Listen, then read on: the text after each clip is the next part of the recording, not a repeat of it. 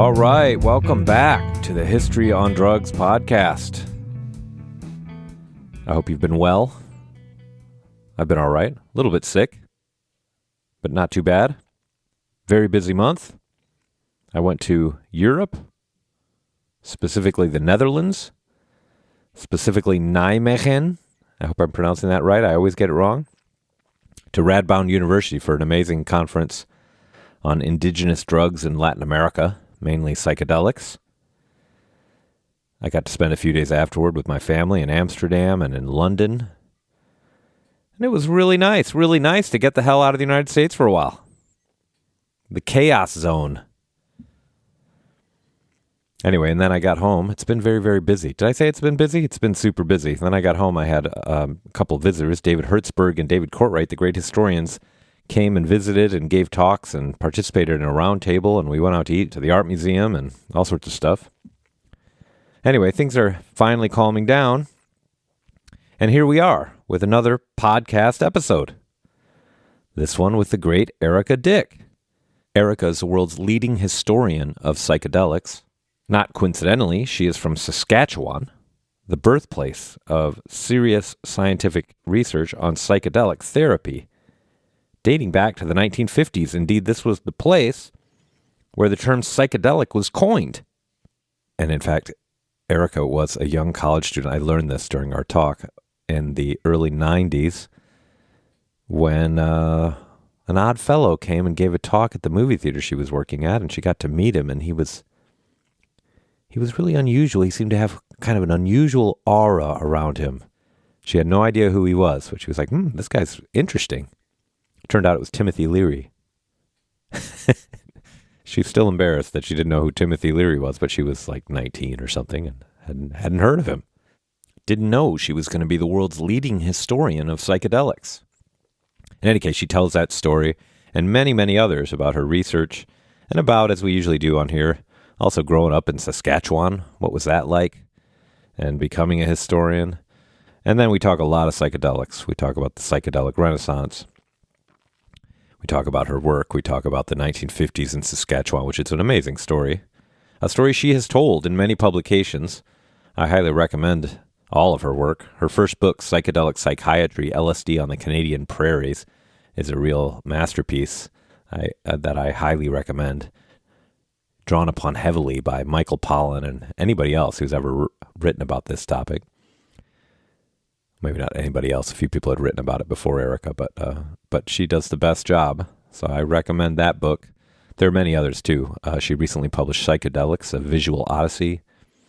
She's edited many books on psychedelics, Psychedelic Prophets, The Letters of Aldous Huxley and Humphrey Osmond, Expanding Mindscapes, A Global History of Psychedelics.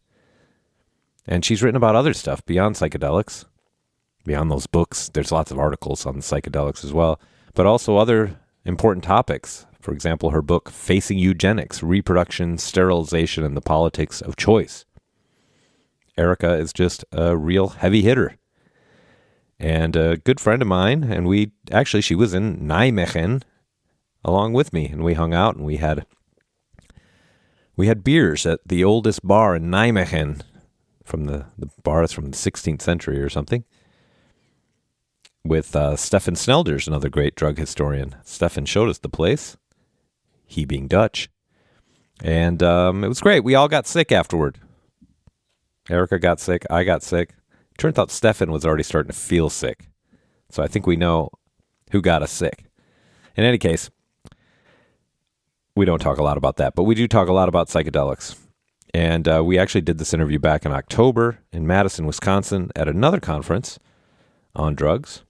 So we recorded this in a hotel conference room. It actually sounds great, though. It was a great space to record in, if a little lacking in ambiance. But it was a great space, and so here we are, not too many months after our original interview. As usual, please like and subscribe, share this if you can, all that stuff. And that's about all I got.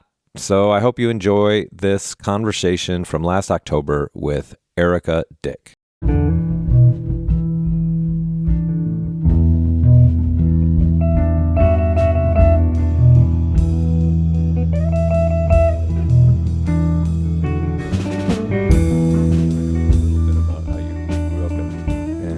Saskatchewan. And can you talk about that a little bit? You told me at one point that you grew up on a farm, or what's that?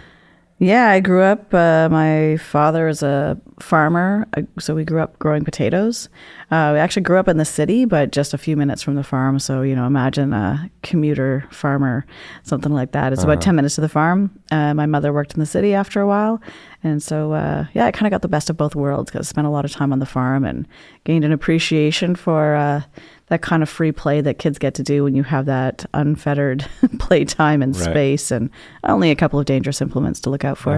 And this is in Saskatoon? Yeah. Oh, okay, cool. Yeah, just south of the city. All right. And so, but both your parents are farmers? That was like... Well, my mother was a homemaker for a good chunk of my earlier days, and then I guess when I was in high school, she went back to work, and then ultimately she spent about almost 15 years as a ward clerk at a hospital in critical care. Ah, interesting. So did you spend a lot of time around the hospital? Yeah, mostly like the hospital was also on campus, so it coincided with when I first started going to university, and so rides to and from work or to and from school for me were convenient that way. Did that make you think that made you interested in the history of medicine? Did you think that had anything to do with it? Probably it did at some level, but it's certainly not what I was aware of at the time. I didn't think that was influencing me. I mean, I did sit in a number of waiting rooms, doing my readings for class or making notes on an essay or something like that. But I can't say that I don't think that it was those moments that actually transformed me or moved me in this direction. And I wasn't even thinking about medical history at that time. Yeah, of course. Well, I mean, when you're a youngster, who knows? So what was childhood like? How would you describe it? Like, what's it like growing up in Saskatoon? Well, I'm the oldest of 4 kids in the family, so that has a role to play, I think, in shaping one's attitudes towards life. And I was always really interested in school, so I did well at school. I played a lot of soccer. I was pretty focused, and I think my siblings didn't take quite the same path, and all found their ways in other meandering routes, but I really stuck with school, and that sort of distinguished me in the family and also made me the object of ridicule at times. Yeah, being such a nerd. That's great. So did you ever have a moment where you weren't a good student, or just right from the start you were... I was a good student all through elementary and high school. And then I would say, like many of us who, you're good students because you didn't really know how to work, but things came easily to you. And then you start university and realize you didn't actually develop good habits for working. And there were a lot of temptations and distractions in the first few years of university. So definitely I have a bit more of a checkered transcript when you start looking in my early university years. A few withdrawals, a few skin of the teeth passes, and you find your way and you discover that maybe calculus was not in your future. And despite really enjoying that cute boy in class in high school, just kidding, that was never the case. I actually really liked calculus for real, but it didn't seem to be part of my future once I got a couple of questionable grades on the midterm. I took a class, and I thought it was a good idea after my freshman year in college I wanted to stick around in Ann Arbor for the summer and hang out with my friends and live at our shared house and all that. And so my parents were like, well, if you're going to stay in Ann Arbor, you need to be doing something. I was like, well, I'll take a class. And I thought it would be a really good idea to take an astronomy class because, you just hang around and look at the stars. And turned out you don't do a lot of looking at the stars. It's mainly like math and there was a 4-hour lab every night. And I'm hanging around in Ann Arbor with my friends, and that wasn't going to work out well. So that was my one college withdrawal. Anyway, so did you like history in high school? Did you already like it, or? I really liked history in high school, and I had I had one in particular, one really excellent instructor in high school. In the way that our schooling was structured, history was a bit of an option. You didn't have to take history or social studies, as it were. You could take other courses to satisfy that kind of social sciences requirement. But I opted to take the history classes and end up with more history classes than required to graduate. So, and I feel really fortunate about that. I had a very enthusiastic instructor who he succumbed to cancer kind of at an early age. I think he was in his 40s, maybe early 50s. Of course, I heard about it later. Yeah. And but he'd made a deep impression on my interest in history and thinking about the ways that history kind of brought to life other ways of seeing the world. Through travel and through reading, that you could just see these different layers behind things, and I really enjoyed that. That's cool. What kind of classes do they? So I'm shocked they didn't make you take any history. I mean, what kind of high school is this? It's a regular high school. Public high school? It's mostly public schooling in Canada. There are a few private schools, but it's really not the norm. Yeah. So yeah, it was a regular, fairly large high school. And I think you had to take history maybe in grade 9, but then maybe grade 9 and 10, I don't recall. But then after that, you could take psychology or civics or other things. Many people opted for those other things, but I stuck with it and stayed in a slightly smaller class of historians or budding historians. Yeah. So where'd you end up going to college? I started in Saskatoon, right at home at the University of Saskatchewan. I had a great job there, had a lot of good friends, and that was part of the problem. So I tended to focus on those things more so than my calculus exam. Yeah. And within a couple of years, my grades were slipping, and I decided that, a friend of mine approached me and said, my grades are also slipping. Let's go somewhere else. Oh. And we applied elsewhere.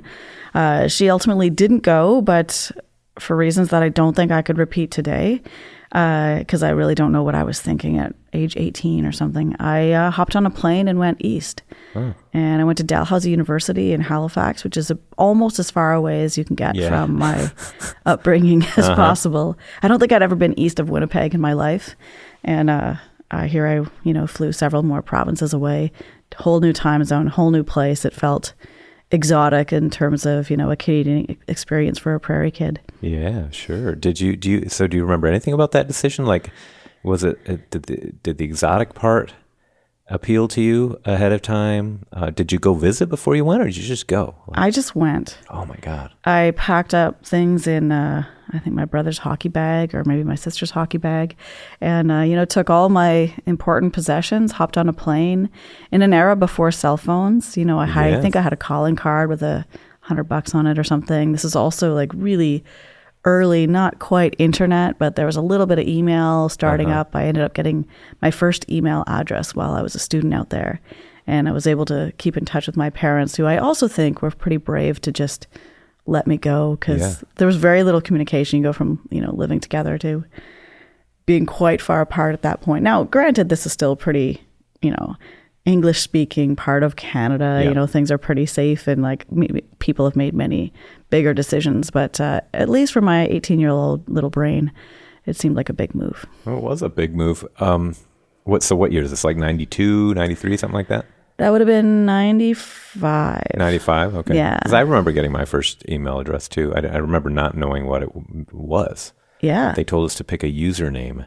I think that's the first time I'd ever heard that term. And exactly. So what does that mean? And had no idea. And I picked a really stupid one because I didn't realize it was supposed to relate to like who I am.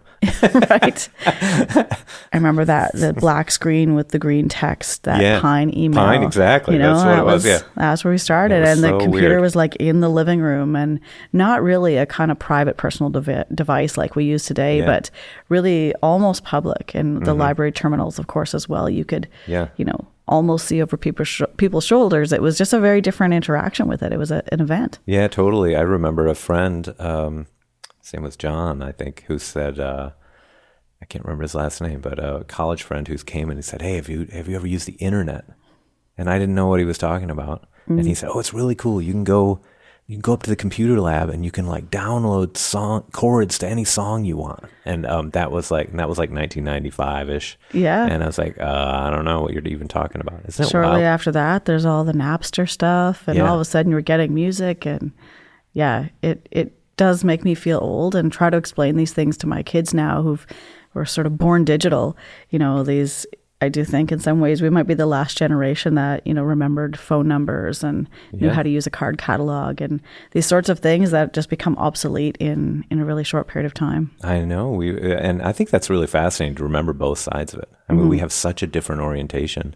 Yeah. To I think even how you use the internet, especially this generation, where they're used to getting fed stuff with all the apps and everything. And when for us, it was logically like, oh, you can look stuff up, right? And I think that's just a fundamentally different orientation towards it, Yeah, and that there, this idea that you can look stuff up and there's some stuff is going to be better than others. Well, right. And exactly. That's something we're training, I think, our kids now, and our kids, but also, our students as well, but my own children, to decipher these things. Whereas I think our whole orientation in the first place was that you were searching for something. Yeah. So you're already deciphering things as you make those decisions. And it's just that very different orientation to really the is. feed of information. Yeah, you probably get this too. I get students sometimes who ask me a definition of a word or something. I'm like, oh my God, you're carrying around a thing in your pocket. You can look at anything like this anytime you want. And it just sometimes doesn't even occur to them. Yeah. It's like if it doesn't come through the feed, so. There's also a lot of words that get made up, I think. Yeah, well, that's true. But that's nothing new. So major in history, I presume? I did a few different things. I took a bunch of classes in international studies. I was quite interested in that. But I think in the end, probably my transcript said that I finished with my degree in history. And so I spent 2 years in Halifax. So I had started a couple of years. I was able to get some transfer credits, not all of them, and then wrapped out that degree in Halifax before coming back to Saskatoon and realizing that actually in order to go into a master's program, I needed to have an honors. I didn't know what I was doing. Clearly I didn't know what I was doing. So I ended up doing another year in Saskatoon to kind of round out that 3-year degree and again, deal with transfer credits and whatnot. Okay. But yeah, I took a mix of things. I took a bunch of English classes, almost got a minor in English, took a bunch of international studies, almost, in the end, history was what pulled me through, but not because I necessarily knew what I was doing. Yeah, right. So did your parents go to college? Did you have mentoring at home about this kind of thing, or did you guys not talk about it very much, or I don't know? Well, my father went to university and he finished a political studies or economics degree in the 1970s, actually, while I was a young child. But he went straight into farming. And although, obviously very, very well read and, very informed and engaged and very politically oriented, not really pro-university, pro-college all the time. He had has 2 older brothers, both of whom have PhDs, and there may be some interfamilial drama there that may contribute to this a little bit.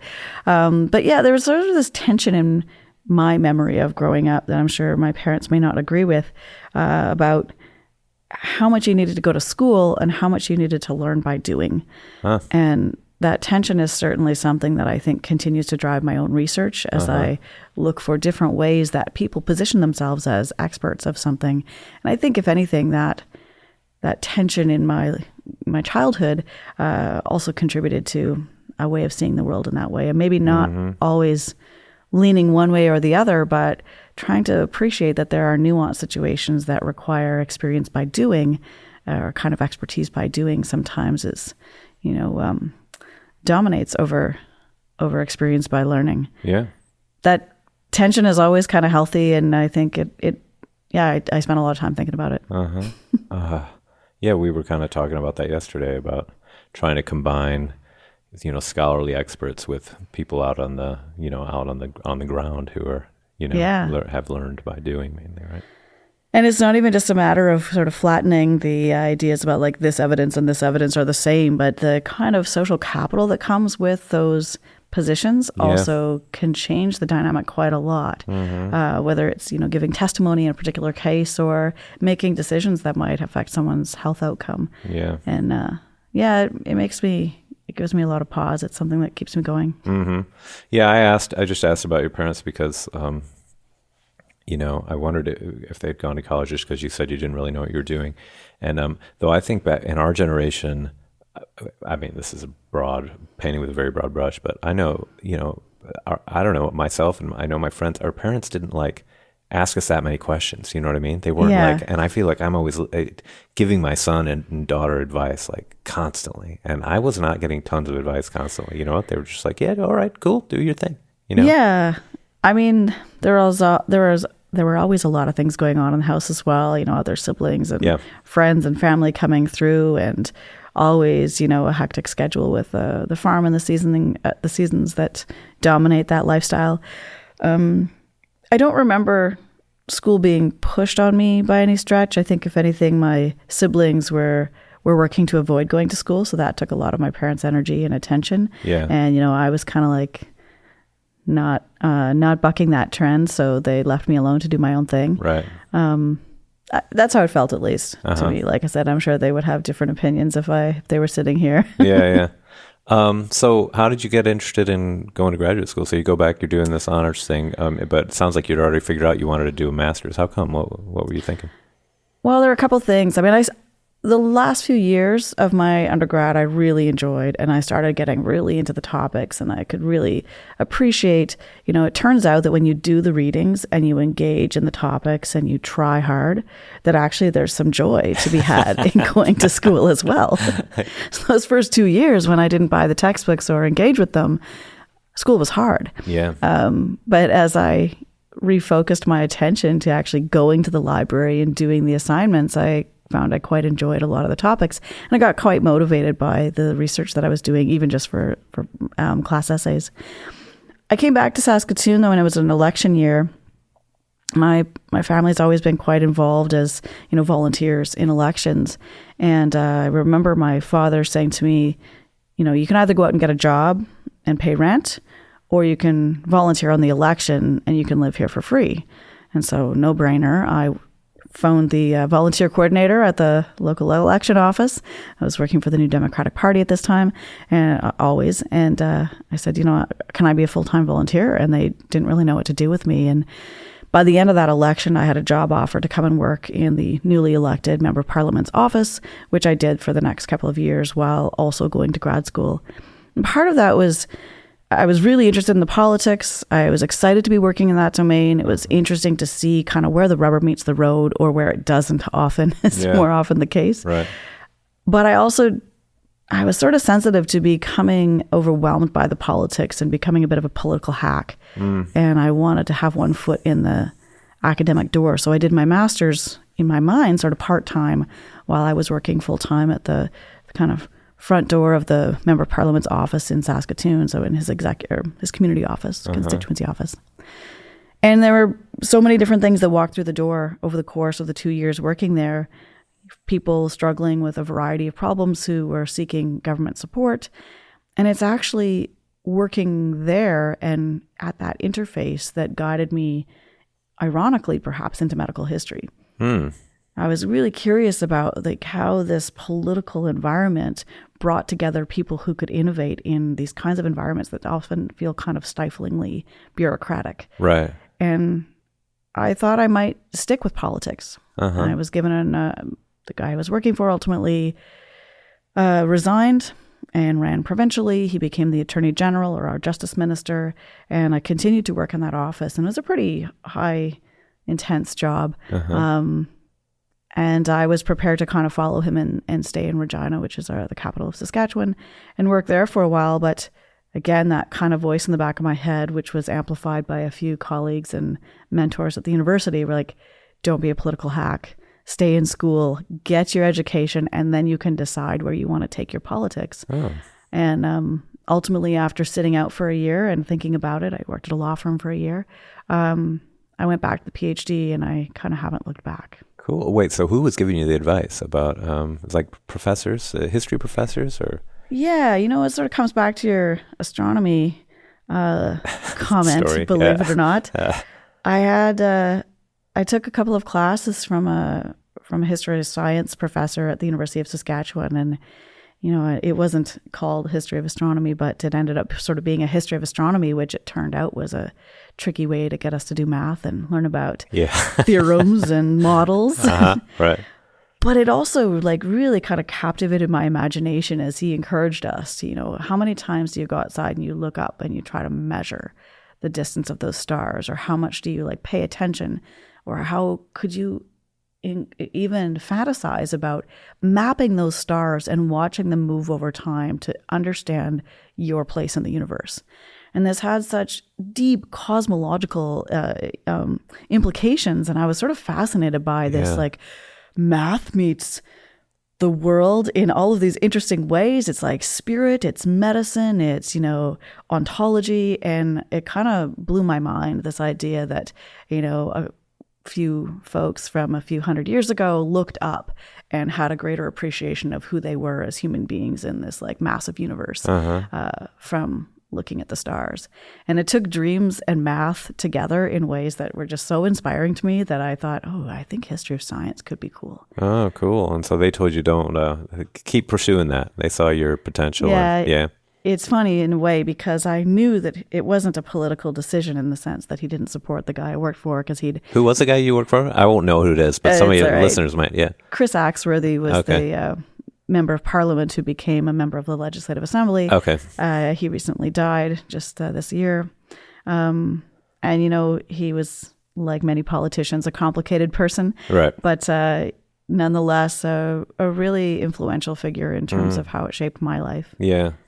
And one of the people who regularly knocked on doors for him and supported his election was one of these mentors at the university, Larry Stewart, this historian of science, who also said, "Don't get sucked into the politics." Right. Oh, that's great. I mean, there's politics everywhere, but capital P. Sure. And their thinking was like, what? That you just have more potential than that? Like, why don't you try to see where it goes first, and then? I think so, and I don't want to overly romanticize it. I mean, maybe it was more straightforward than that. Yeah. Like, you're going to hit a dead end here. You're going to be frustrated. Right. But there were others as well. One of the women I worked with, whose name is Doris Dyck, different spelling. We're not related, although many people thought we were. But she also said, this job will eat you up.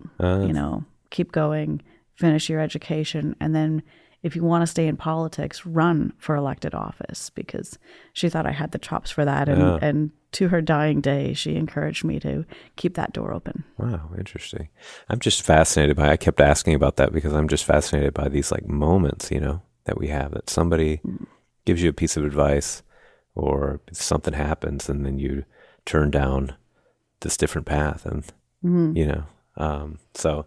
I was really similar to you. Sometimes I think people should start. I know a lot of people now. It's some people do take like what do they call it, a gap year or something between. I think it's a good idea. Like I was the same way. It took me a couple years before I would go to class and stuff, and I enjoyed learning, but I wasn't like super into it. I wasn't super focused, and it took me until I was 21 or so to finally be mature enough to be like, oh. Wow, this is like way better when you're totally engaged, Who knew? Yeah, I know. That's I'm constantly telling students that, my undergrads. It's like, look, do the reading. This is way more interesting if you show up and you've done the reading and you're engaged. It's going to be a drag if you're just sitting here and you don't know what we're talking about. And I make you come to class. So either drop the class or do the reading. It's like you're wasting your time, And it's so much better if you just do it, It's so true. Yeah, and there's something also about maybe just from my own constitution or whatnot, but learning how to work and learning how to do academic work in a way that you can apply your, other kind of labor skills. It's not necessarily a 9-to-5, but, sitting down and getting it done is a skill, and it requires a lot of practice and it requires discipline. For sure. And it's, like there's an adage about it's 2% inspiration and 98% hard work. Right. And that certainly is the case for me. Yeah. Well, you said before that you had some job that you liked in Saskatoon, and so that's why you first stuck around at the university. What was that job? I worked at a student movie theater. Oh. And it was one of those, unionized, so nice plum job with like all the popcorn you could eat, even if that wasn't actually what we were supposed to do. And it was one of those movie theaters that plays a few, Hollywood kind of blockbuster things, but does a lot of kind of B movies and second run movies. And we had like Monty Python night or Jackie Chan nights, even before Jackie Chan was like an American household name. Right. And so we had a lot of the like Hong Kong films. And it was great. We also had speakers who came through this theater. And as I quickly moved through the ranks there, became a student manager, I was in charge of sometimes, making sure things worked. Nothing really absolutely technical, but, does this person have a glass of water when they give their talk? And lo and behold, again, remember, this is pre-internet now, pre-handheld device. It's in the moment when, the recipe cards are the only way that you can, go through the file catalog system. Right, yeah. So this guy named Timothy Leary shows up to give a talk in Saskatoon of all places. No way, really? And I'm like, professors come through all the time. Who's this guy? He seems a bit strange.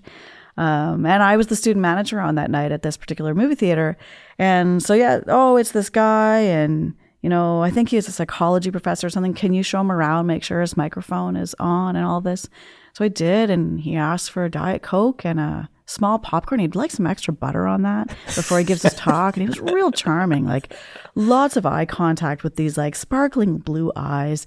I was like, this guy's quite the charmer, or maybe he's a creep. I don't know. Yeah. But he's maybe both.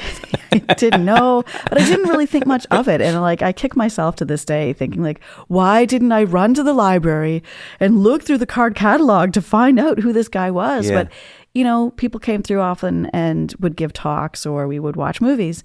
And here it was kind of both. I remember standing in the projectionist booth after everything was set up and he started his talk, and the place was packed. And he said something about, the Saskatchewan has got an important connection here or something. And I was like, what is this guy on about? And then there was this light display and these sounds. It was very disorienting. And people kind of left seeming confused.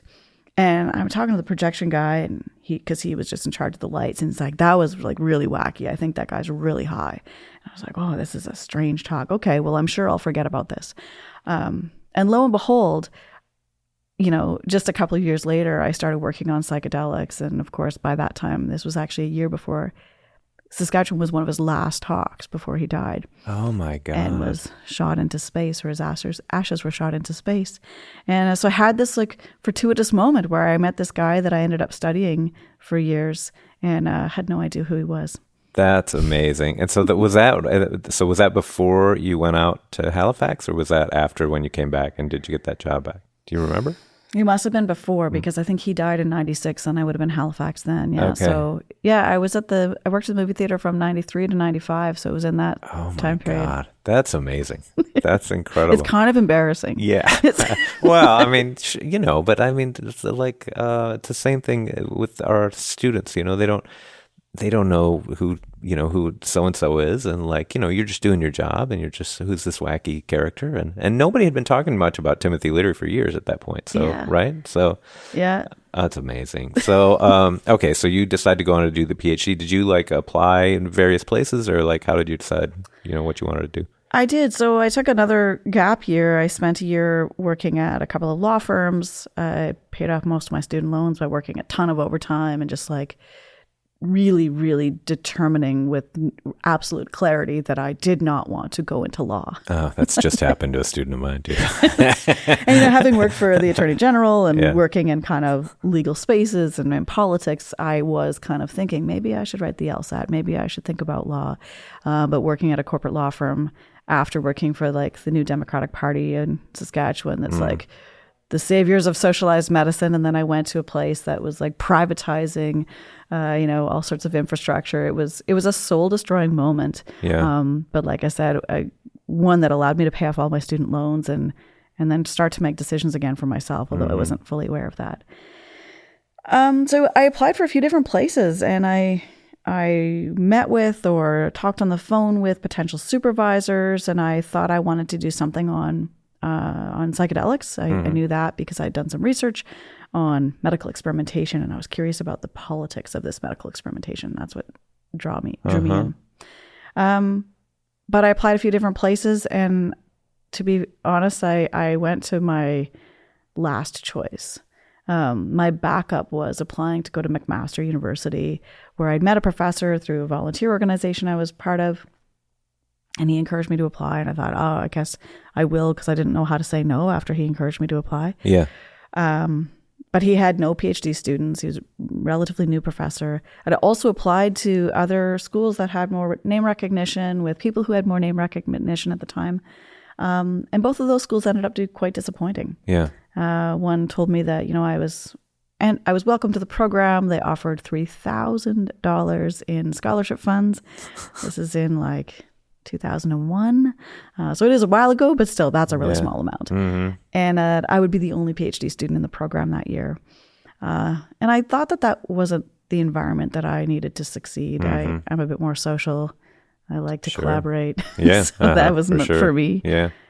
And the other one really wanted me to take some courses in medicine before going into a field of medical history. And I also felt that wasn't really for me. And so I ended up going to McMaster, where I thought I was just going as a backup. And 4 years later, I graduated with my PhD in history of medicine. Wow. Amazing. So wait, McMaster, where is McMaster? Hamilton. Okay. Yeah. And so you went in, you knew you wanted to do the history of medicine. Now, can you just tell me though, do you remember when you got interested in psychedelics? I mean, what was the moment? The same professor who was a historian of science who got me excited about astronomy. Yeah. He hired me as a research assistant in my last summer of my master's to do research on human experimentation, or the uses of humans in experiment. And he's an early modernist, British historian, and I veered towards modern stuff. And he said, I need somebody to look at things that happen in Canada in the 20th century. And so I did. I spent the summer in the basement of the medical school library going through old journals and whatnot. Again, like there's some internet, but not everything wasn't online. Right. And I found all these, I was like, oh my goodness, there's all of these incredible experiments that were taking place in Saskatchewan with these guys taking big, massive doses of LSD. And sometimes there were other people giving it to animals, including elephants. And like, there's all this crazy stuff going on. And I think there's a great project here. And I brought it back to him and he said, yeah, I don't want to do that. You do that. And I was like, no, I'm off to law school. And lo and behold, the story flips back on itself, because I sheepishly came back, a year later after selling my soul to the Toronto lawyers. And I was like, can I have those notes back? And he's like, I knew you'd be back. Oh, that's great. Did you, and look, I didn't tell you this at the beginning, we cut anything out you want, and you can talk about whatever you want, and nobody's going to hear it till I send it to you. But anyway, was there LSD around when you were in college? Like, did you have any experience with it? You don't have to say that you took it or whatever. It's totally. Yeah. So I had a few friends who took LSD a bunch of times. And to be honest, like more often than not, when I was around them on these occasions, I was not partaking in the LSD experience myself, but I was the one making sure they were okay. I was the one to run to the store for them if they needed something, or to calm them down, or to talk the one guy literally off a ledge inside a house. So like, not as scary as it sounds, but like, get off the fridge. It wasn't as dangerous as it could have been, but I had these really sort of profound memories of working with or being around these folks. And it was, a bit double-edged, because on the one hand, it was interesting, but also some of the things they did made me think, I don't really want to do that. Right. But I still hung around them. So I was familiar with it as what we might see as an observer, but and less than a participant.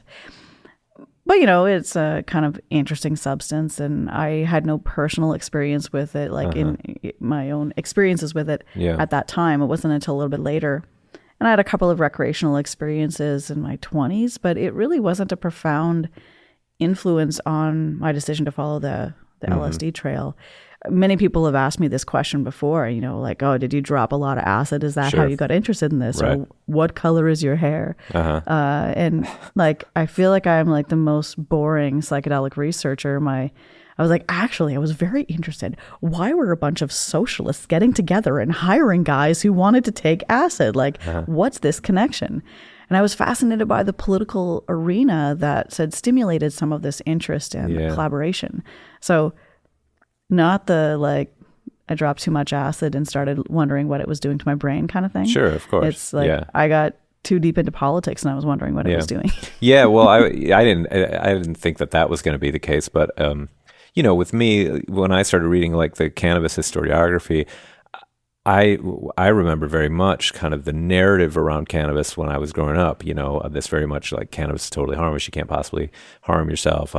It's, this and that. And so as I started to learn about it, that became really interesting. I got really interested in this kind of the way that these stories get out there, the way people understand things. And I got actually curious about how I knew what I thought I knew when I was 15 or 16, and we were smoking pot behind the YMCA or whatever, you know what I mean? So, so anyway, so that's why I asked. I just wondered how that resonated. So, all right. So Your dissertation is on, well, it becomes your first book, presumably, right? Psychedelic psychiatry. Yeah.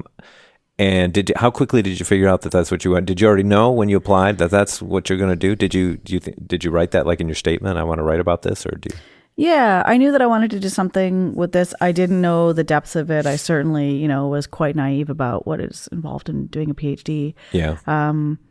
But I knew that I think one of the advantages I had was that I knew that I wanted to do my PhD at that point. I'd had those gap years. I'd made these other decisions, and I was like, I just got to get down and work on it. So I did it relatively quickly, I guess, at the time. I finished in 4 years after a year of coursework. And I don't want to say it was easy. Of course, it wasn't easy, but like I didn't have the distracting thoughts of, I wonder if I should be doing this. Am I doing the right thing? And in hindsight, I recognize how much of a gift that was. Yeah. That knowing what I wanted to do really helped. Knowing what I wanted to do with the project was yes. And of course, there's so much that I didn't know. And spending a couple of summers in the archives clarified that tremendously. But I did know that I was interested in some constellation of questions around, why were these experiments going on in this place in Canada that was also heavily invested in political reforms that led to our publicly funded healthcare system? And what was or was there a relationship between these things? Can you maybe discuss, so some of our listeners probably don't know that story. Can you maybe give the brief version of what was going on in Saskatchewan during the 1950s and both politically and with the LSD stuff? Yeah. So Saskatchewan elects what's described as the first socialist government in North America at the state level or provincial level in our case in 1944. And in doing so, they really won this kind of landslide election based on the province, based primarily around a promise to deeply reform healthcare provisions in the province, and then that ultimately spread to the country. In so doing, the premier, who also acted as the health minister, started to go about hiring people into positions, and a number of professionals had left the province during the Depression and during the Second World War.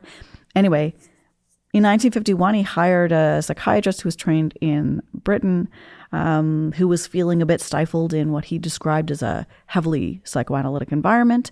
And this guy, Humphrey Osmond, arrived, became the superintendent of one of the largest mental hospitals in Western Canada. Some people claim the largest in the British Commonwealth.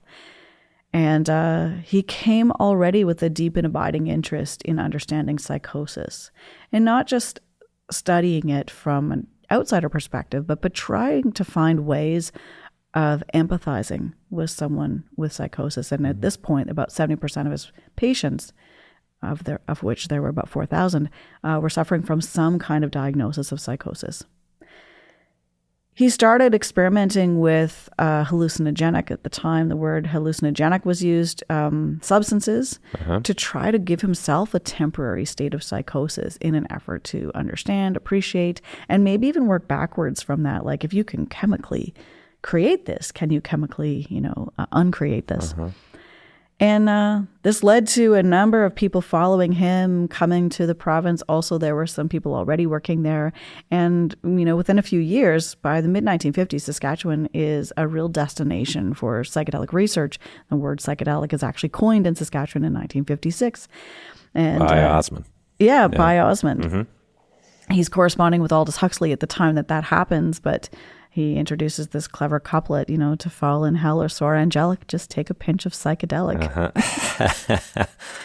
And I think the word, ends up taking on a kind of a deeper set of connotations that went well beyond what he had imagined for it in the first place. Yeah. But carving out space for this way of thinking about psychosis and consciousness and wellness was deeply ingrained in his vision for what psychiatry and mental health services could offer in a state that was interested in transforming its healthcare services.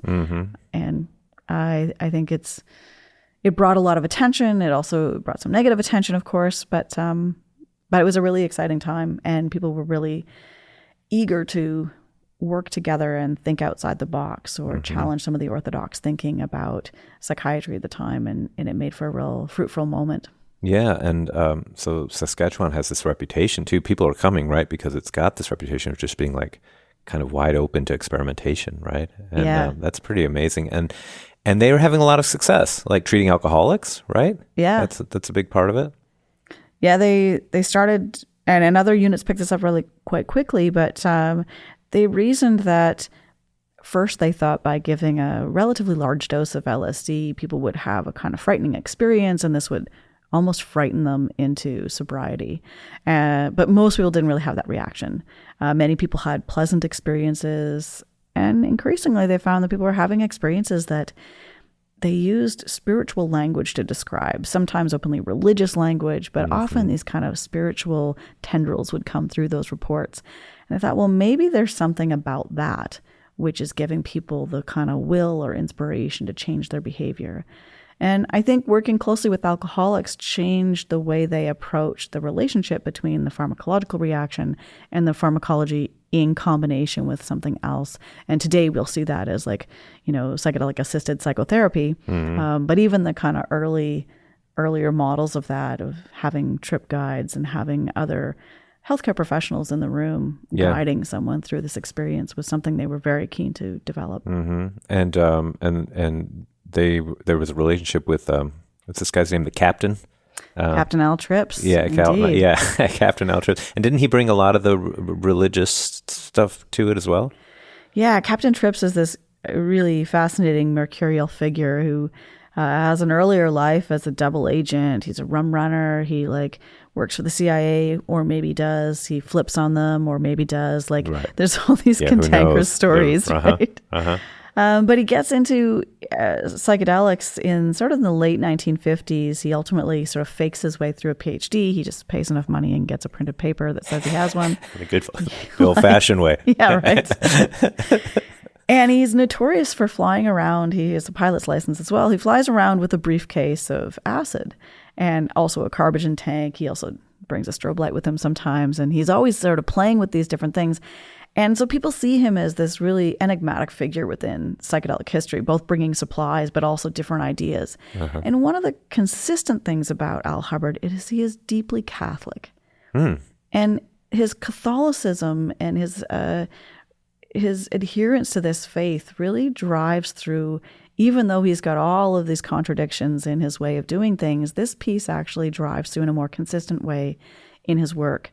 And he's not only bent on stimulating a kind of spiritual reaction through psychedelics, but he sees that as framed in very Catholic terms often as well. Fascinating. And so this is what starts, but some of this stuff starts getting the experimenters, Osmond and other people, into some, not trouble, some trouble, but some controversy certainly about whether or not they're kind of loading the deck for the, right? So, I mean, I find this really interesting because it seems like the same sort of controversy are going on today, right? There's a question about whether, everybody knows now that set and setting is very important when you take psychedelics. But the question is whether you can do scientific experiments and create a setting to produce a certain kind of result, right? And this is like a major problem for them, right? Absolutely. And interestingly, in the history of psychiatry and pharmacy at this time, the randomized controlled trial is not really the gold standard until kind of the early 1960s and really setting in beyond.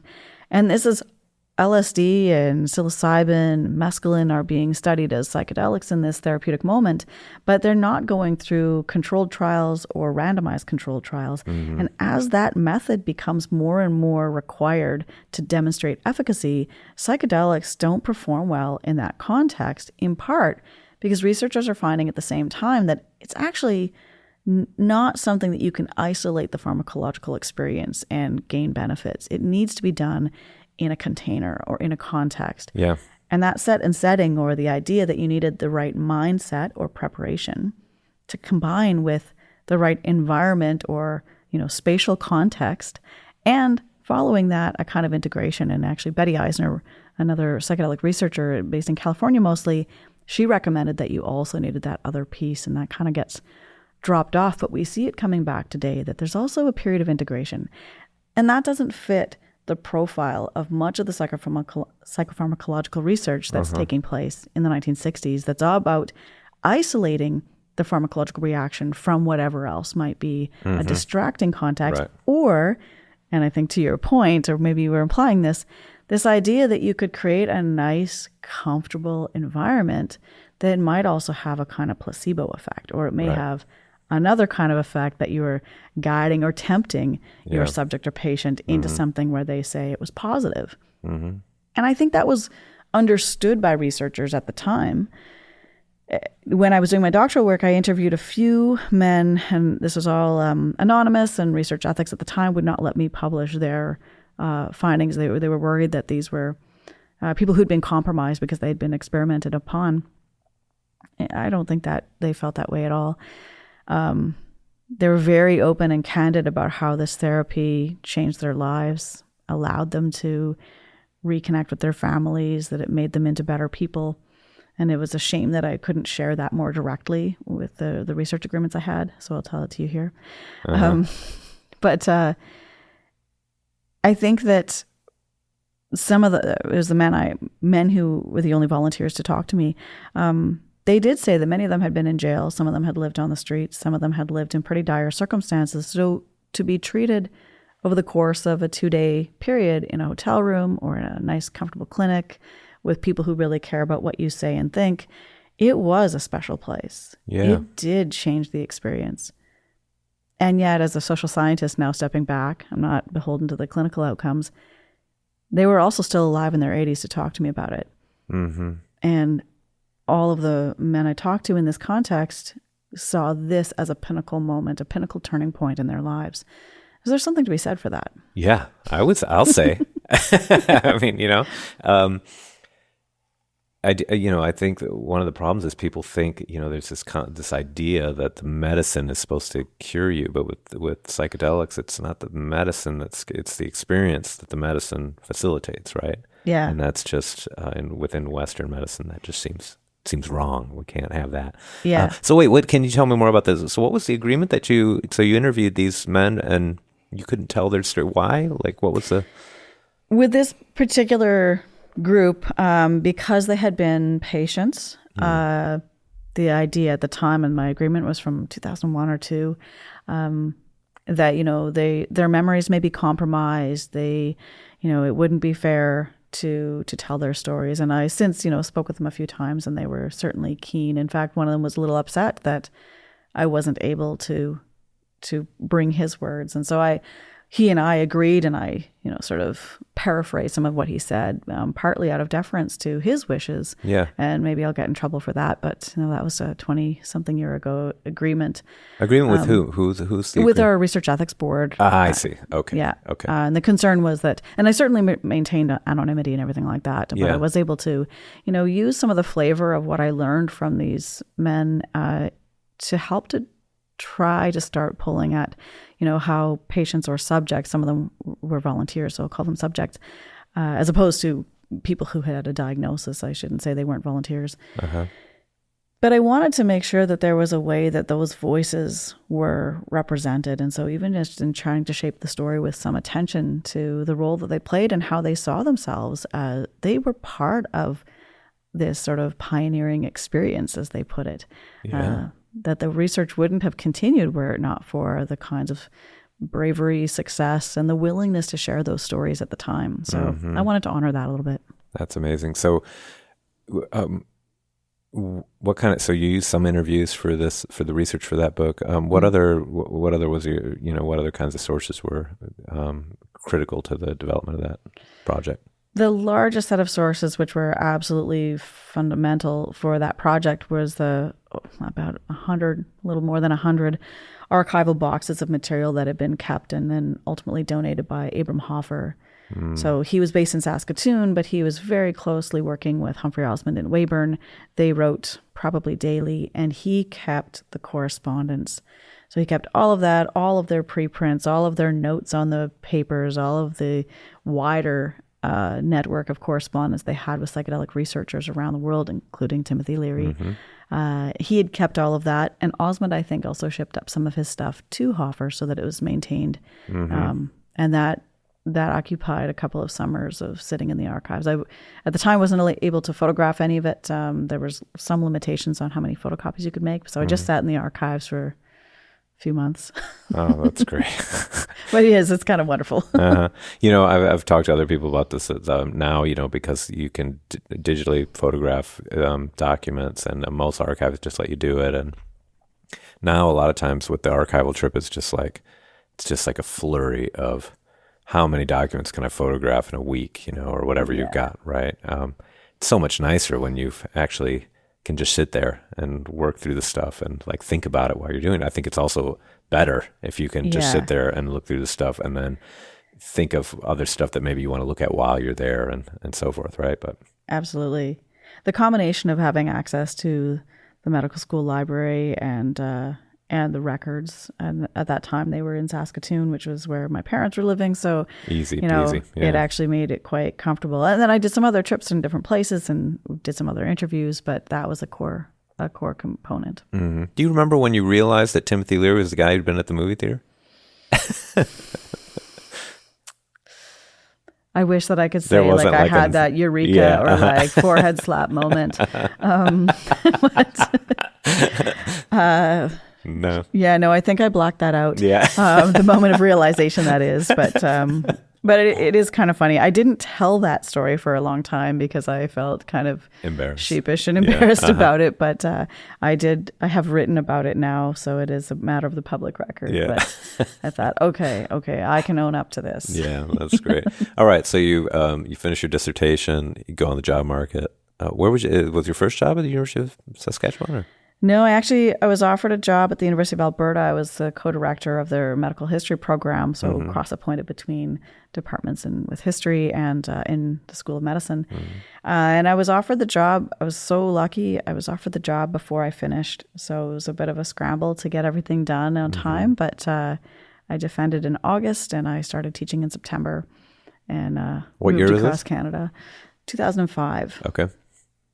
So yeah, I spent three years in Edmonton, working in a tenure-track position there, and trying to stimulate interest in a medical history program in the medical school, which is a different way of teaching, a different way of engaging people, and not so much in the historiography itself, but in thinking critically and using history as a skill set, really, to think critically about a variety of problems, which was really fun. I thought it was a very important way to stretch my way of thinking about the utility of history, the benefits of it, and really to think of it also as its own craft. Yeah. It's not just a superfluous or analogous way of thinking. It actually has its own value, which I think I knew implicitly, but in that environment, you had to articulate these things more clearly, and it helped to shape me as a thinker. How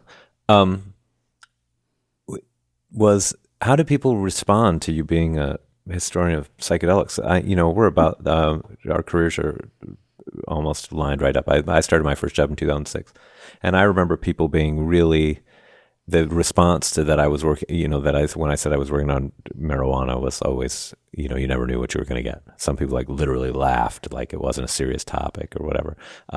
What kind of responses did you get, and how did you feel about that? Yeah, absolutely. I think there were a lot of giggles. And it's an interesting thing, you talk about psychedelics and people will say bizarre things to you, or, tell you that things are really groovy, or kind of make these awkward jokes about like the language that we associate with psychedelics, particularly of the 1960s, the kind of counterculture language. Yeah. And there were kind of giggles. And I remember a few people suggesting that, like, what are you going to do after your psychedelic project? Because you're never going to get a job with that, or you're never going to be taken seriously as a historian doing this kind of topic. And I think some of that landed.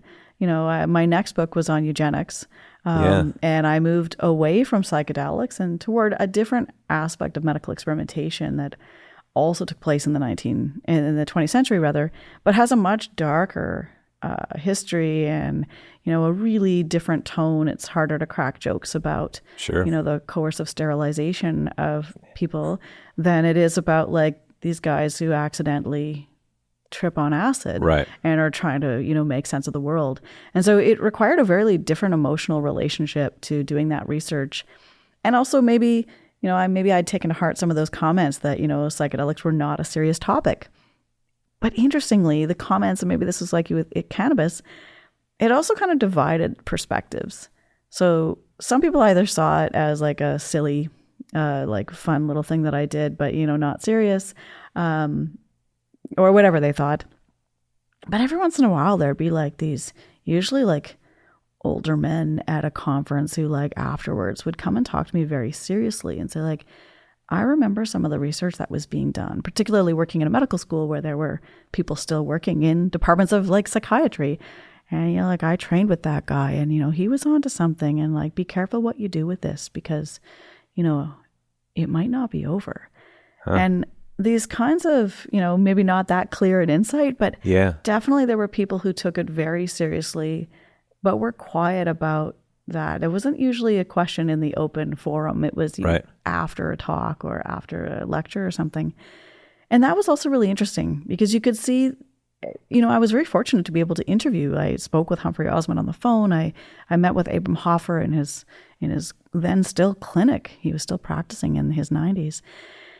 And, those folks too had a really interesting perspective, or interesting from my view, this idea that, what they did, they were not ashamed of. This was not something they felt was, unethical or offside, that it had its place in that history and that it wasn't over. I clearly remember Abram Hoffer saying to me in his office that, mark my words, 40 years from now, somebody's going to be talking about this again and it's going to get serious attention. And, he wasn't wrong. I mean, that was in the early 2000s. He was just off by about 3 decades. It was more like in about 10 years. Yeah. Exactly. So thanks in part to your work too. So I also had that, working behind the scenes in my mind, at least, that, this maybe wasn't all silly, but also I had to kind of like manage my own relationship with this field and not necessarily, just like I didn't want to be a political hack. I didn't want to be that girl that all she can talk about is psychedelics, right? Even though that might be closer to what I am now. Yeah. Yeah, no, but I mean, I remember just thinking, God, in part, some people would say things like, you just have to be a fool to not think this is an important topic in Mexican history. This is just, it's so important. And then, the drug violence breaks out at, full peak starting in really about 2004, but especially after 2006. And then it's like really obvious. Yeah. It's like, oh yeah, this is important. It's like, yeah, well, if you were studying it, you already knew that. And you same with the psychedelics, I'm sure. But I remember that as well, not wanting to be the drug guy. Yeah. Not wanting to be the drug guy, trying to, didn't want to seem like the stoner historian. And, you get that with students. You might too. I get that with students who, especially when I was younger, they would come in and think it was going to be, just all fun and games. And absolutely. I mean, we have some fun. There's some games. But, yeah. Oh, definitely. Yeah. But I've always said this about, psychedelics and interviews, and hopefully it comes through in the writing as well, that I've never really been there for the psychedelics.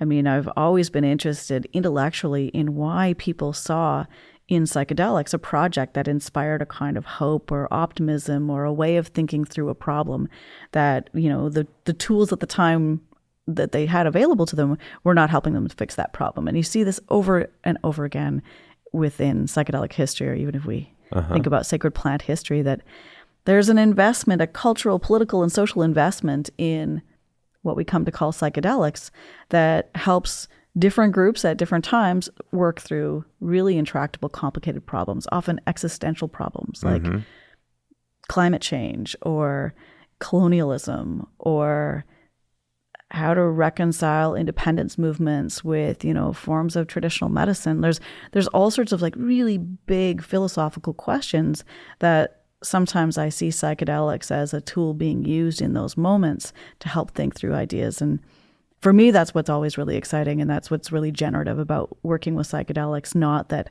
the end goal is to like make them all legal or to like pick my favorite one to endorse or something like. That's never been my motivation. Right, of course not. It strikes me though. There's almost a kind of a kinship about the stuff you got excited about with your professor about astronomy, and that you were. There's a science aspect to this. Mm-hmm. It's fascinating what these substances do to our brains. We don't know why, it's just, we don't know why we have evolved to have this kind of, and at the same time, they produce this kind of, ecstatic experience that helps you communicate with this sense of just the hugeness of it all, whatever that is, right? However people, Yeah. and it strikes me that's kind of very similar to when you were thinking about when you got so excited about astronomy, do you think? Yeah, I mean, I think Mike J. wrote this in his book, most recent book, The Psychonauts. I think it's his most recent book, to be fair. He writes a lot of books. Yeah, I think it is too, yeah. But this idea that, and certainly Aldous Huxley writes about this too, even in Doors of Perception, this, like, it's so rare that adults get to experience true awe. Mm-hmm. And, when you can find these kinds of moments that inspire awe, those are real moments of learning. Those are like deeply inspiring moments, and they're not always positive either, but they are really bound up in a kind of awesomeness that otherwise you rarely get access to. You can read about it, but it's not the same as like feeling that. And for Huxley, he talked about the cosmos a bit, but, there are these characters in history who are like, these eureka moments. And I don't mean that, like, if you drop acid, you will necessarily, like, have your own eureka moment. But there's a way that, changing your senses and your orientation or your relationship to reality inspires a kind of awe that can be destabilizing, but can also be really inspiring. And I think that's something that has drawn people to these substances for millennia. Yeah, it's like we stop seeing the world in the kind of, like our view of the world on a day-to-day basis is almost like a boring hallucination. What we're seeing is coming out of our brains, just what we're imagining, what we're used to already, and so we're not even paying any attention.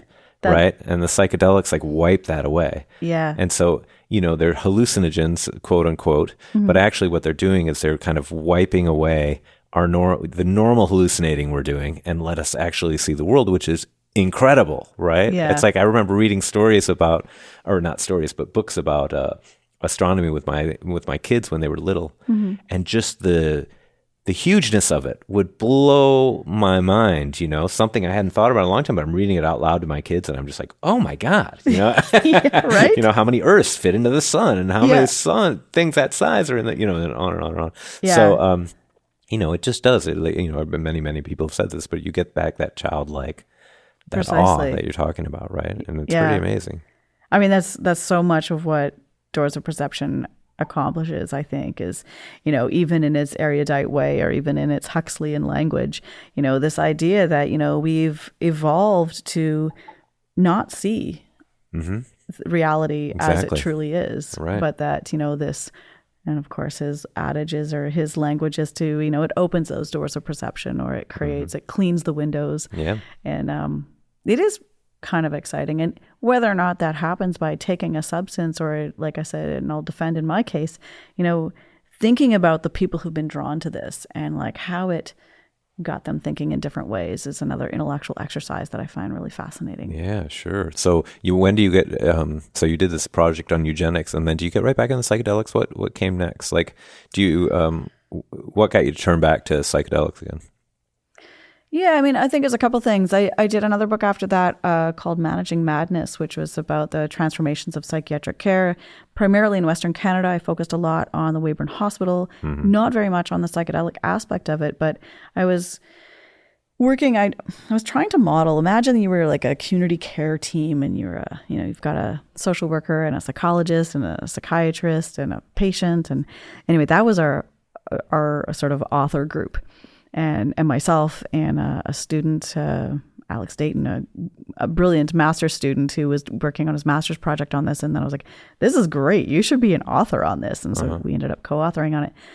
Anyway, the group of us got together and we tried to write a history of a hospital, essentially, but through these different periods of time and from that community-based approach. So what does the psychiatrist, what does the superintendent think the hospital does for people? And what is it like to be a patient living in these hospitals?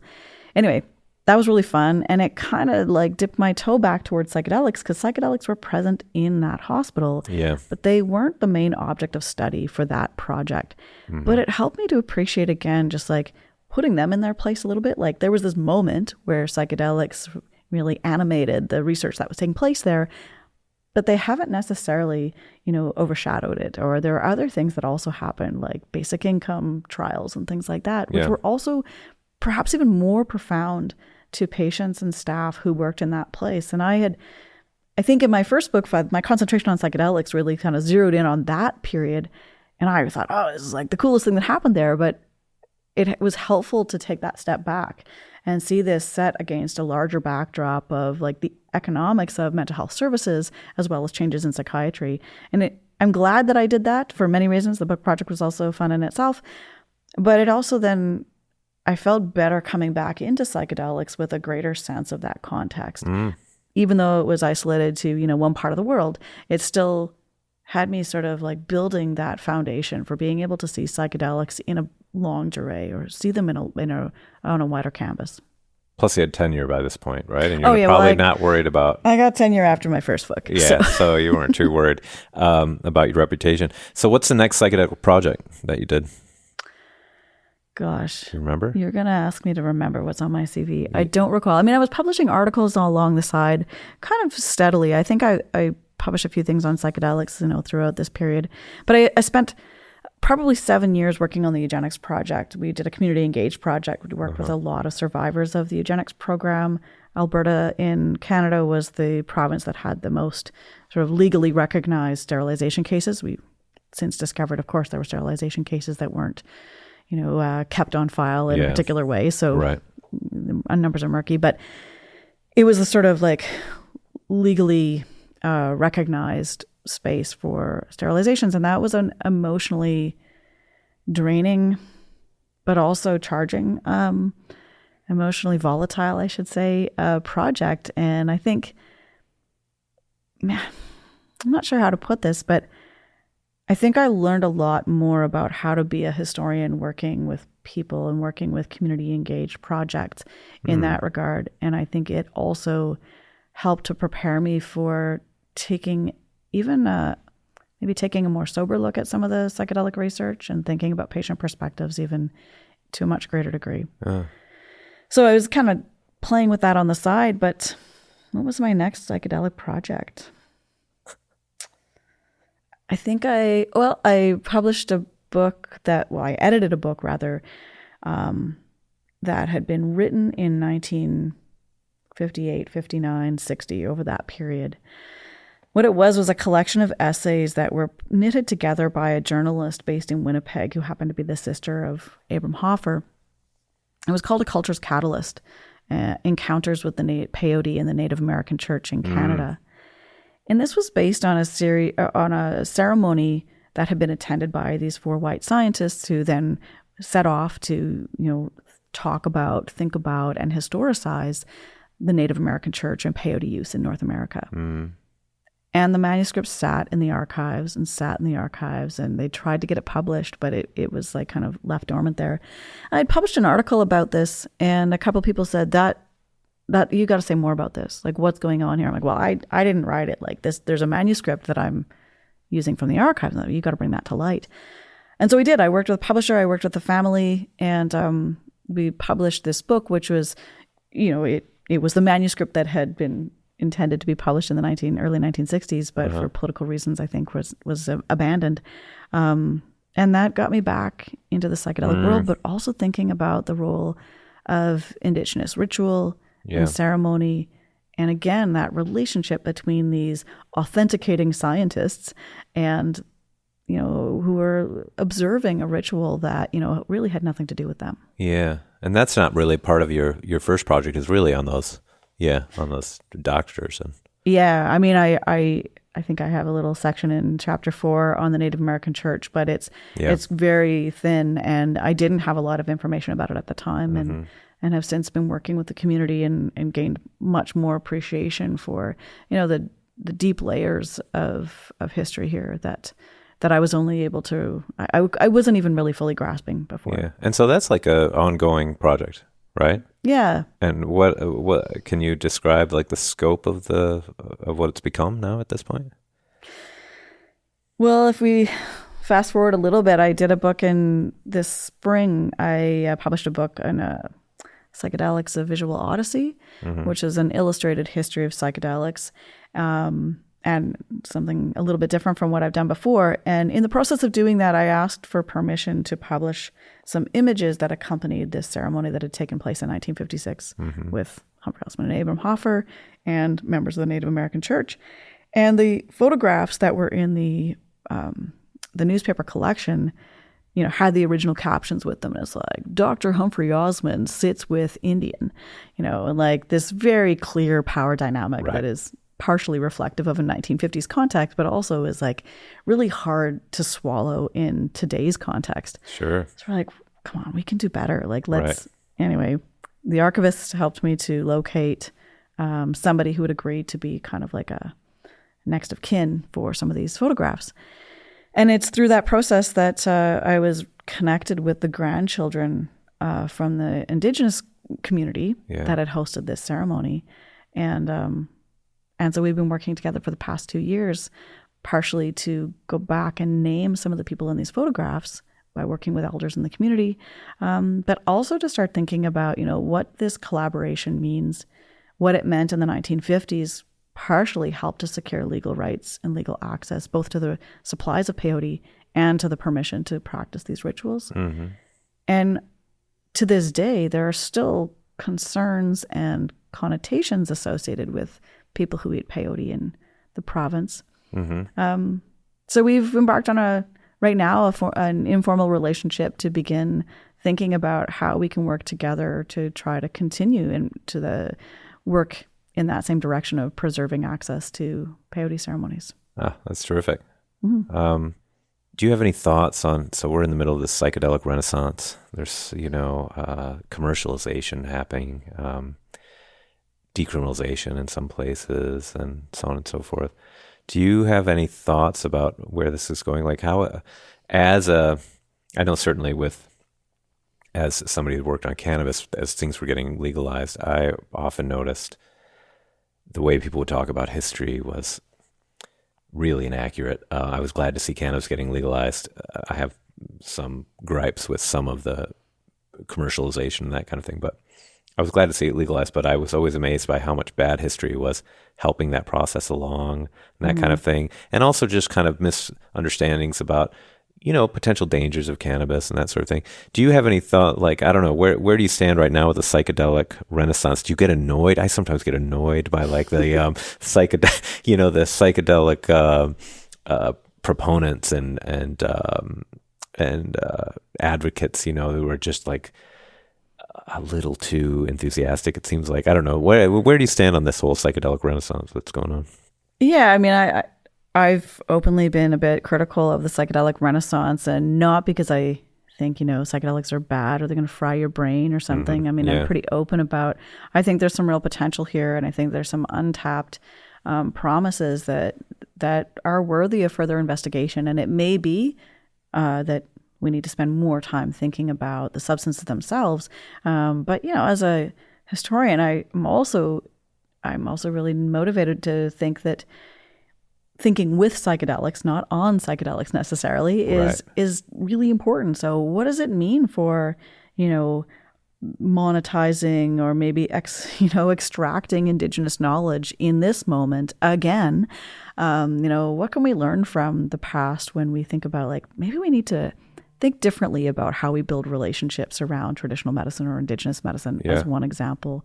What does it mean to scale up the industry of psychedelics? Should we focus on synthetics? Does it have to happen in a more organic, maybe even in, an environmentally rich space? Like, do we all need to go to Costa Rica to have an ayahuasca experience for it to be real? Wait, are there trade-offs? Pay $10,000 to buy that. And we should all fly there and Right. I mean, there's so many things at stake, and I do think that the psychedelic renaissance has been a little bit of a cover-up for what is essentially a psychedelic gold rush right now, where there's a lot of short-term thinking going into the planning here. And I guess, again, our training as historians is to not make snap decisions and not see things clearly. As much as we want to speak clearly, we often see problems as, having a past, and they're temporal as well. Yeah. So I think the Renaissance we're in an interesting phase of it, because There have been some publications over the past few years about the kind of bubble and the hype and this interest in that it's going to like, you know, come to a natural exhaustion point. And we may be seeing some of that. And I think it's time for a transition in the psychedelic space right now. And I think although there's some fear about what it means that the FDA didn't approve, for example, MDMA, I think this is a necessary moment. And instead of tuning in, turning on, and dropping out, it's okay to tune in, turn on, and maybe step back or slow down. Yeah. And there's a moment here that we can pause and learn something, not just from the history of psychedelics, but from the history of cannabis. We can learn about, you know, the ways that sometimes the desire to get something greenlit has not necessarily produced the right effects. And I'm not just talking about a particular health outcome, but also greenlighting psychedelics could mean that people will take them. It's okay, even if I can't get access to the supplies at the dispensary, my friend's growing some and this and that. I mean, it will mean that more diverse circumstances, people will engage with psychedelics in more diverse circumstances. We already know that's happening. Yeah. But it may happen at a scale and with an openness that we're not really ready to confront. And I don't think the harm reduction language or the harm reduction practices around psychedelics have yet reached mainstream in the same way that the hype around them has. Yeah. I think we have an opportunity to like take a beat and think about, not because I think there aren't harm reduction practices in place, but I don't think we're always listening to the people with the right expertise or the kind of embodied expertise around harm reduction. This comes back to my earlier point that sometimes the practitioners or the people with that kind of experiential knowledge may have a large role to play. And I think we're at an interesting moment in time when, you know, like we've come through this pandemic thing. Yeah. And I think we saw, you know, even from the comfort of our living rooms, for those of us who were sheltering in living rooms, that, you know, the story around vaccines really put on vivid display the way that people consume scientific information and evidence is uneven. And what people do with that is also uneven. And the vaccines became this kind of lightning rod of like splintering people and families and communities. But I think that's actually a bit of a crucible for other ways that we consume scientific information or public information about different scientific products. And psychedelics might be one of those similar kinds of products that if the government were to get behind it and say, yes, these are safe, it still doesn't mean that people are going to take them in safe contexts. Right. And we have a lot of catching up to do to go past the eggs frying on a pan message and the abstinence programs that were really deeply ingrained in school education. And I think we need to do some work before we're ready to think about what it means to invest in psychedelics. Yeah, that's really wise. I'm curious, what are some psychedelic harm reduction practices? I'm much more familiar with the harm reduction related to, you know, opioids and that kind of thing. What are some psychedelic harm reduction practices? Yeah, I don't want to like overly complicate this, but of course, you know, sometimes harm reduction is associated with medical intervention or medically approved intervention. So I should just add a quick caveat that what I mean by this is not necessarily medically approved harm reduction, because I think some of the practices in the gray zone, in the underground guiding community, or at festivals or you know, music festivals or something, they're not necessarily sort of clinically approved or, you know, brought into being through clinical channels. But there's a long history of people taking care of each other at places like Woodstock or Grateful Dead concerts, you know, whether that's bringing extra sunscreen because people aren't always feeling the environment in the ways they should. Having water, knowing doses, having freak out tents, having places. And, you know, some of this coexisted and continues to coexist with ways of avoiding police surveillance. So some of the harm reduction we might see is even concert organizers or festival organizers working with police ahead of time to get their own security in place. So they're like, you know, and these are all parts, I think, of maintaining a safe space, having spotters in the crowd. And Grateful Dead concert certainly had volunteers and eventually paid staff as spotters in the crowd. Oh, really? I didn't know that. Yeah. Now, there's some controversy as to how that worked in some cases, and some of them ended up drinking spiked punch in a couple of cases. But, Right. like, despite the kind of shenanigans that went on, there were also real deliberate attempts to invest in what they later called rock medicine, which is, to have these places maintained as safe places. You see this also with places or organizations like Dance Safe or Cosmic Minds, these organizations that were designed to support the rave scene, in the case of Dance Safe, but also to make sure that people were testing supplies, make sure that they weren't off on their own, like have have some guardrails on those experiences to maintain, clean fun, or maybe not clean fun, but safe fun, safe anyway. fun, Right? but also to make sure that people had water. Yeah. Well, to your point that most people probably aren't aware of that stuff. I mean, I'm a drug historian and I read a lot about this, and a bunch of what you just said was news to me. I've heard about some of the festival stuff, but not the spotters and not the, so there you go. I think you're exactly right. And I think that's wise. I think it's definitely smart to slow down a little bit. I think there's a risk. I mean, sorry if this is a rant, but you can cut it out if it's too ranty. The other thing that I've noticed with the history of psychedelics, even if I just go psychedelics from the 1950s, never mind the much, much longer, deeper uses in other contexts, but even that kind of quick 20th century rise and fall narrative, this early generation of scientific research, and then prohibition comes and everything ends, of course. Of course it doesn't. Things go underground and they move into different channels. But we also see over the course of that period, and I alluded to this at the beginning, there's also a pretty big change in how people consume information from the 1950s to the 2020s.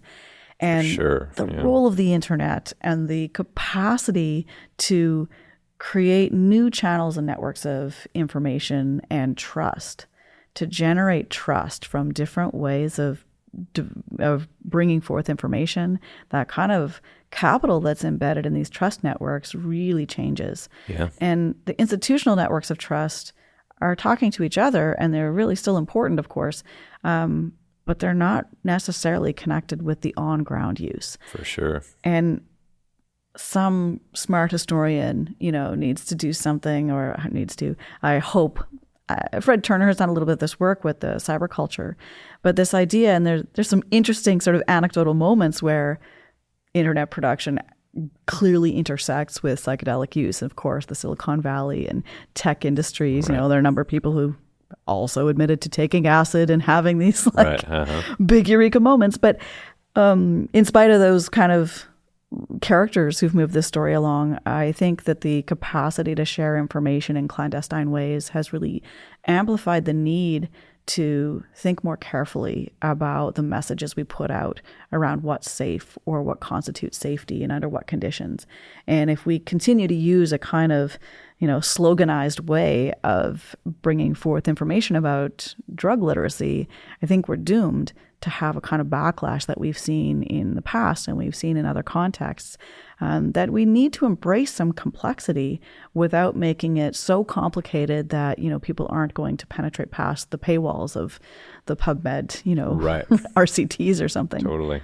Yeah, I talked to one of my informants in my oral history project, told me about Snapchat being a place where they get tons of information. If there's a bad batch of drugs or whatever, suddenly a thing comes over Snapchat and they find out. And that stuff is, it's so much of that is going on that we have no idea is going on, right? And what are the messages that are being sent around? It's not always just a warning there's a bad batch, And it's interesting, we started our conversation with, where our careers started, the kind of moment in time, how we did history.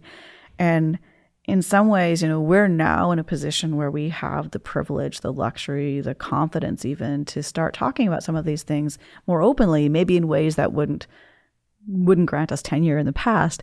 But we're actually not the best equipped to think about this brave new world of, internet technology and information users' trust and likes and, the algorithms that go into producing a kind of trust in science model.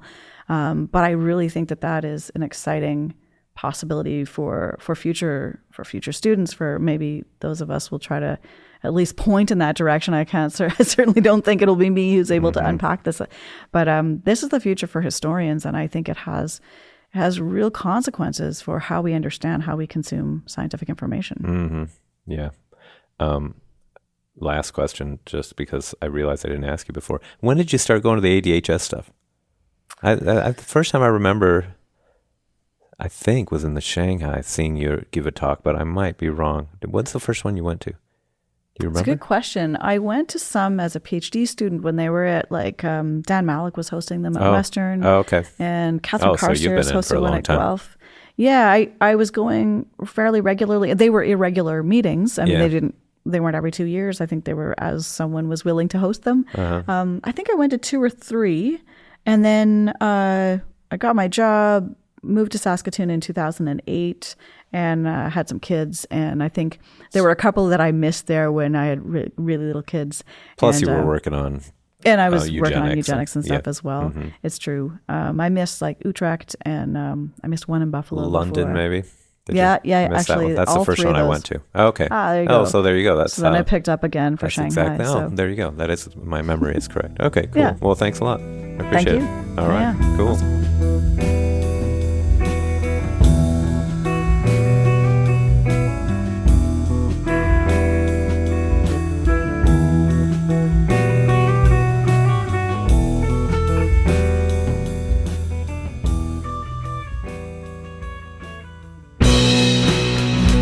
All right, there you go. That was the great Erika Dyck. Thanks to Erika for coming on. It was really great talking to her. I learned so many things about her life and learned things about our current psychedelic moment I didn't know before.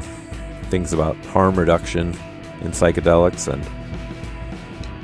and she offered us some great advice in that area, so I hope you take it to heart. As always, please like, subscribe, share this, get more people listening. That would be terrific if you did. I'm going to do my best to start promoting this a little bit better, if I can. We'll see. I always say that, but we're going to give it a try. Promotion's not my thing. I'm not a marketer. Anyway, thanks for listening, and we will be back here in a few weeks with another episode of the History on Drugs podcast. Until then, be safe and try to stay sane in this crazy, crazy world we're living in. All right, we'll see you next time. Bye-bye.